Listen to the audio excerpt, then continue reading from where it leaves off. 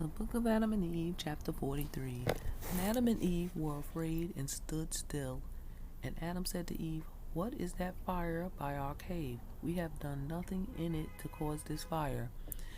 We neither have bread to bake therein, nor broth to cook there.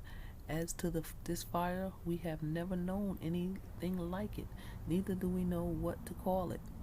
But ever since Elohim sent the cherub with the sword of fire that flashed and lightened in his hand, and lightning in his hand, from fear of it which we fell down and were like corpses, we have not seen the like. But now, O Eve, behold, this is the same fire that was in the cherub's hand, which Elohim has sent to keep the cave in which we live. O Eve, it is because Elohim is angry with us and will drive us from it. O Eve, we have again transgressed his commandment in that cave, so that we had sent this fire to burn around it and to prevent us from going into it. If this be really so, O Eve, where shall we live, and where shall we flee from this before the face of Elohim? Since in regards to the garden, he will not let us live in it, and he has deprived us of the good things thereof.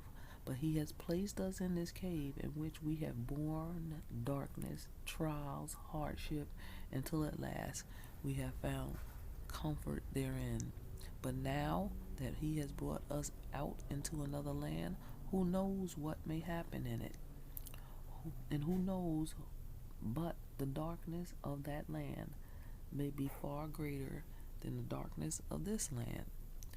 Who knows what may happen in that land by day or by night? And who knows whether it will be far or near? O Eve, where it will please Elohim to put us may be far from the garden. O Eve, or where will Elohim prevent us from beholding him, because we have transgressed his commandments, and because we have made request of him at all times? O Eve, if Elohim will bring us into a strange land other than this, in which we found consolation, it must be put our souls to death, and blot out our name from the face of the earth. O Eve, if we are further alienated from the garden and from Elohim, where shall we find him again, and ask him to give us gold, incense, myrrh, and some fruit of the fig tree? Where shall we find him to comfort us a second time? Where shall we find him, that he may think of us as regards to the covenant he has made on our behalf?